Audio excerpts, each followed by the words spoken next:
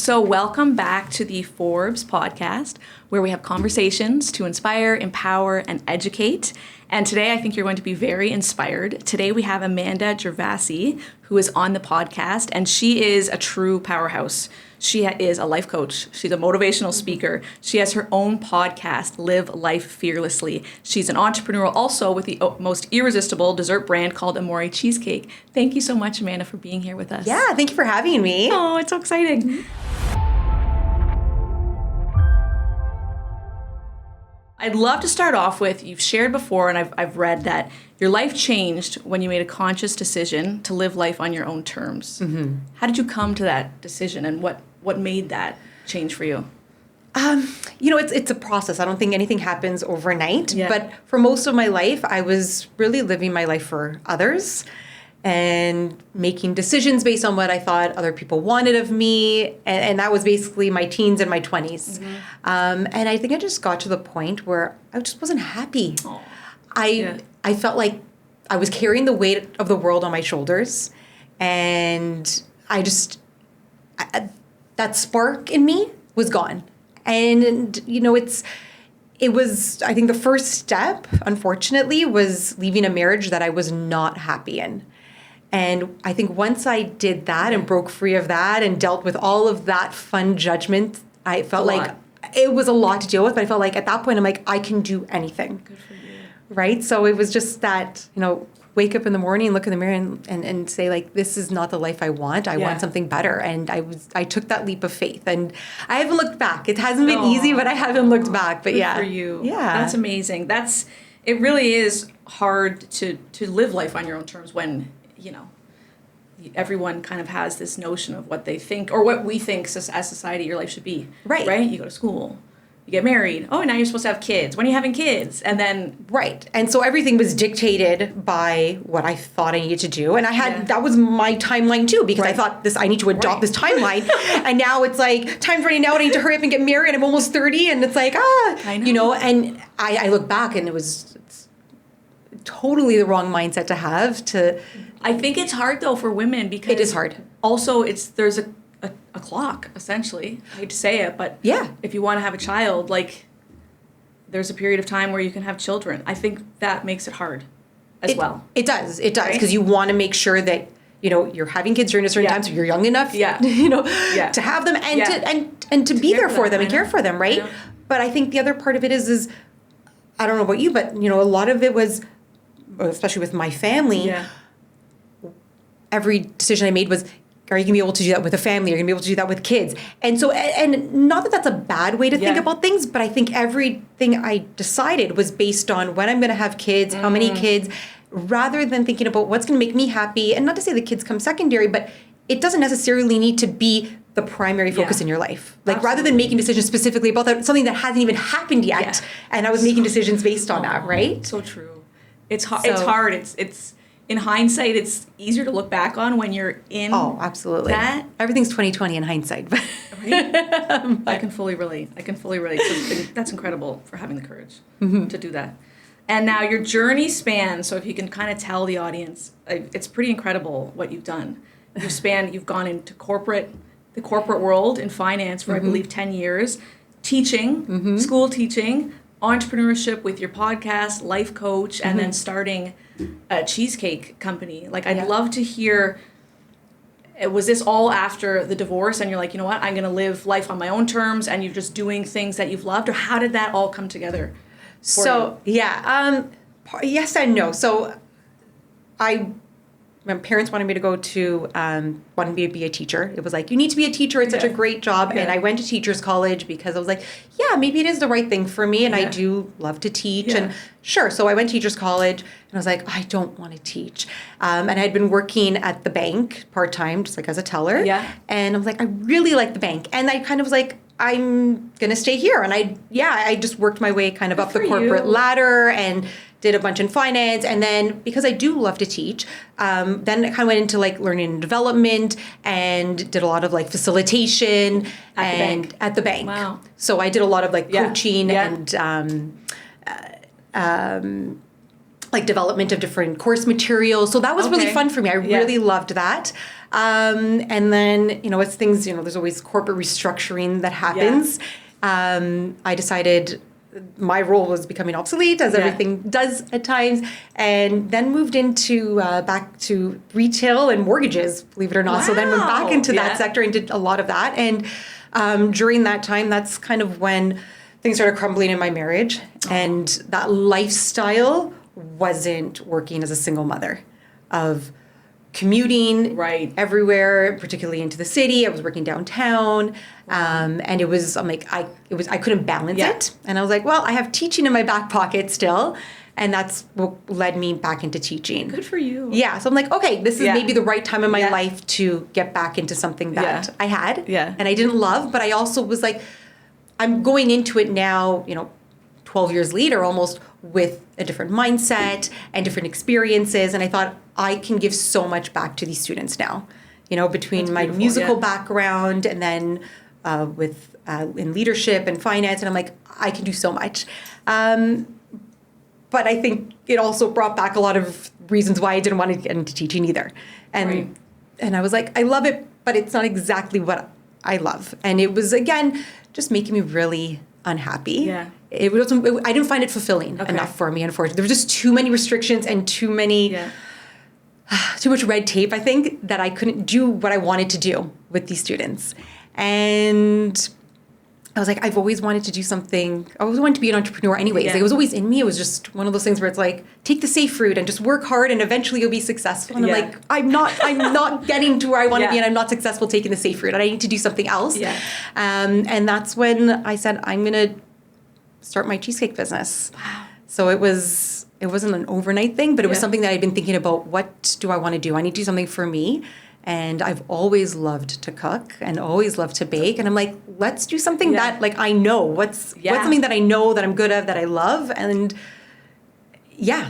and the rest is history, I guess. That's amazing. Well, using your passion, I've heard they say too, is your purpose. Like, you're using your passion to help others. Yeah, exactly. And give back and create food and make, and and sharing with others. It's amazing. Yeah. And it was featured on breakfast television. Yeah, it's been featured a couple of times on breakfast television, which I'm really proud of.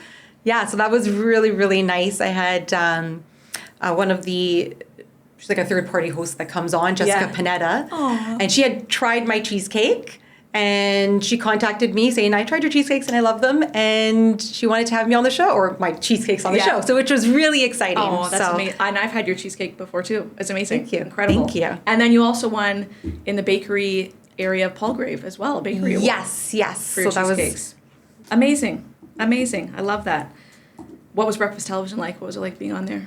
Well, I didn't get to be on. I wish I was on there. Okay. But I didn't get my cheesecakes were on there. Okay. I got to go there and deliver the cheesecakes. And then did they taste test it? They didn't. They had. There was some, that I had to make separately for them, and then there were some that were going to be featured on the show. So, like I said, there was on there 2 times. Aww. So once was for 2 years ago now. They had a wedding shower event, so things that you can use as alternatives to cakes. Right. So that was an option. And then they did a Halloween event, and my cheesecakes, I did specialty cheesecakes that were all Halloween themed, and so they were on their Halloween show. That's amazing. And I love that they're in jars, because it's amazing that it's nice to have your own. It's exactly. Right? They're portion size just for portion you. Portion size, your own post-COVID world, I feel like everyone likes, kind of their own thing. No touching it. It's great. Maybe that's just me. That's awesome.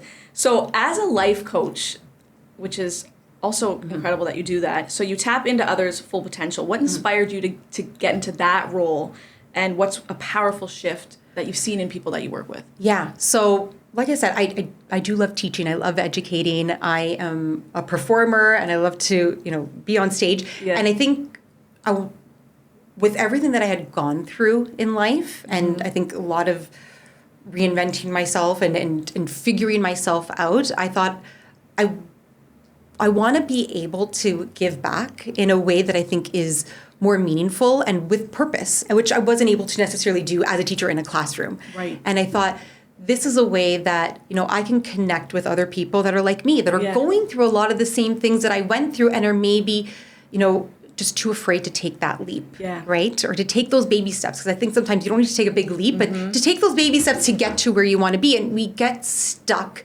in, this comfort zone, right? And it's so hard to leave. And it's hard to face judgments of others because you're going to be judged. It's inevitable. And it's hard to just say, screw this and I don't care about you. You don't live my life. Yeah. But we have to have that mindset. And so it started off with just, I'm going to start an Instagram page and see where it goes. And I'm like, I want to build on this. I love this. I love to motivate people, and I want to inspire people that are, like I said, are going through the same things as me. Yeah. And, I was really lucky to have, my husband now, who's been a huge supporter of me and has really, he's been my biggest fan. Yeah. But not everybody has that. And I feel like with him, he was able to really push me to where I want to be. And he continues to do that. And so I want to be that for others that don't necessarily have that support system and need that little push. Mm-hmm. That's beautiful. Mm-hmm. And it's true. You kind of, being through divorce myself and through hardships as well, you kind of need someone who's been there to kind of guide you through it, because it really is scary. It's not easy. No. It's really not. No. It sounds easier, honestly, than it is, but like going through it and living through that, a piece of you kind of dies. For me, it felt like a piece of you died. And it was... The life you thought was going to happen is no longer there. Absolutely. That was shattered. That life that I thought I wanted was now gone. And I'm like, I'm starting over. That's also very hard. It is. Right? It's hard. And, it's not like... When I went through my divorce, I was like, I don't want anything from you. Like, I'm not like that. I'm like, we have kids together, be a good father to the kids, and that's it. And like, the rest is up to me. Like, I'm very independent like that. And so it's hard starting over, but it is empowering to be able to know that I can do it and that you can do it. Absolutely. Absolutely. And it's nice to see other women doing it too, right? Yes. Like, you have other people to look up to, so that's amazing. Yes. So you're also not just building a brand, so you are raising a blended family. So you have 2 children of your own and 2 stepchildren. Yes. And plus all these entrepreneurial roles. How do you balance that, and what is balance to you? What does that look like? So what helps with the blended family is with both my husband and I, we're on like same schedules with the kids. So that really helps, because when we don't have the kids, not only can we focus on each other in our relationship, but then I can really focus on my businesses and my different entrepreneurial endeavors. And I'll put my full attention into it. When we have the kids, I do make an effort to give them my attention. So I'm still working, yes, but I definitely allocate, this is my time with you, and this way I can give them my undivided attention, and I'm not all over the place. So every day is different, I'll be honest. I don't have necessarily a pure set schedule, especially with the thing, especially with cheesecakes, because I'm all over the place. You get an order, I'm doing deliveries. I mean, I wear a million hats, so I try to have schedules, but it gets shattered every day, because it's like everything I think I'm going to do, it's like, okay, we're going to adjust. We need to. Have a great plan. And then the plan changes. The plan's constantly changing. So I'm good at adapting and being resourceful and figuring it out on the fly. But I definitely, there's things that I do carve out, and I make sure that I give that. So it's with my kids, I carve out that time, and that's like my time for them, and that's uninterrupted time that I'm not going to compromise with. And then even with myself, I do try to give myself some time, whether that be working out or just, sitting with a coffee for an hour. And that's my undisturbed time. Leave me alone. So I do try to carve that out for myself as much as I can. That's amazing. Yeah. I think we need to do that. Yeah. Right? It's so hard. It's so hard with young kids, but you've got to put yourself first to help others. Absolutely. If you're not at your best, how are you going to give your best to others? And so, like, that's what I felt. I felt like a lot of the time, I think if living in the burnout, I think, was the way to be successful. Like, if I wasn't burning myself out, I wasn't going to get to where I needed to be. And it's such a horrible mindset to have, because then you're so tired all the time and you can't give yourself to anything else. Rather than just balancing it as much as you can, figuring out what balance looks like for you. But living in the burnout and burning the candle at both ends is not a healthy way to live. And that's the way I was living for most of my life. Yeah. It's true, though. I think I kind of feel the same way when I was younger. It's almost like again, you feel like you have to like grow and you're supposed to do these things and get a house and you think that like hard work is important, but as you said, there's a cutoff. Like you can't be burning the candle at both ends because it does affect your body. Like it affects everything. It affects everything. It affects your body. It affects your life. It affects the people around you. Because like I said, you're not being the best that you can be then with everybody else. Like how do you give yourself to them when you have nothing left to give? Yeah. So. Oh, wow. Okay. Now tell me about your podcast. So the Live Life Fearlessly podcast. What inspired you to launch that? So like I said, it all comes down to this idea of I want to be able to impart a lot of my experiences onto others and I also want to learn from others. Yeah. You know, what are they doing and how can we help each other? And I want to have an outlet for others to listen like candidly about what we're doing, what I've been through, how we've overcome these obstacles. And I want ideally for people to be inspired by it. Well, I've seen your podcasts and they're amazing. Like all the different types that you have and how love isn't enough. Like I'm like, they relate very much to me as well. So I think that what you're doing is amazing. Thank you. I mean, every topic is something that's either happened to me or something that's happened to somebody that I know. So it's all, and that's why it's all firsthand experiences that I'm bringing to the table because I think these are all things that we're all dealing with in some way on some level, right? So ideally, the goal is to be able to relate to everybody. Yeah. And I didn't have that. So it's like I want to have that, be that outlet for others. That's beautiful. Okay. So now I feel like you've already accomplished so much and you should be very proud of yourself. Like I'm very impressed with everything that you've done. And it seems like, and again, with your new spouse, that's amazing that he inspires you to take those leaps because it's really not easy. And again, I think when you have kids, it's easier to just kind of get stuck in that period of life. Yeah. It's very hard to keep going or make change or do these things, but we never know when our time is up. So it's amazing that you've done all this. What is next for you and what do you see yourself continuing to do? I never close any doors. Yeah. And, you know, I love my cheesecake business and we'll see where that leads, but I'm never stuck to anything. I think at this point in my life, I don't want to be tied down to anything and I want to be open to any opportunity that comes my way. So, you know, I dream big and I keep on, you know, I'm constantly brainstorming what's my next thing or how can I grow what I currently have going. And so I don't know what's yet to come, but there's stuff. You know, there's stuff always there. I think ultimately with the coaching and motivational speaking is really doing more of that because it's something that I do find I just get so much out of it and I'm so passionate about it. So I do want to take more of that, you know, to live events and kind of connect that also with my teaching with students. And as much as, you know, the classroom necessarily wasn't for me, I think that there's a lot that I would love to impart on kids because I spent my teenage years being so stressed and, like I said, always feeling like the world is on my shoulders and thinking, again, if you do all of this, you're going to be where you want to be. And I was making, like I said, I wasn't making decisions for myself. I was being so influenced by society and parents and everybody else. And I want to impart that on kids too, to say, you know, live your life on your terms. Yes, listen to your parents and your teachers, and they're there to guide you. But in the end, you need to figure out what are your skill sets, what are you passionate about, and be confident in that. Love yourself. And so I do want to kind of move that and start doing stuff with adolescents and teens and help them. It's amazing that you're doing that and starting early and you've kind of figured out your passions and what you love from the teaching to take that into an outlet and a role that works for you. It's incredible. It's incredible. Thank you. Well, thank you so much. Is there any last piece of advice? I think you said it, live life on your own terms, but one last thing that you'd like to leave our audience with?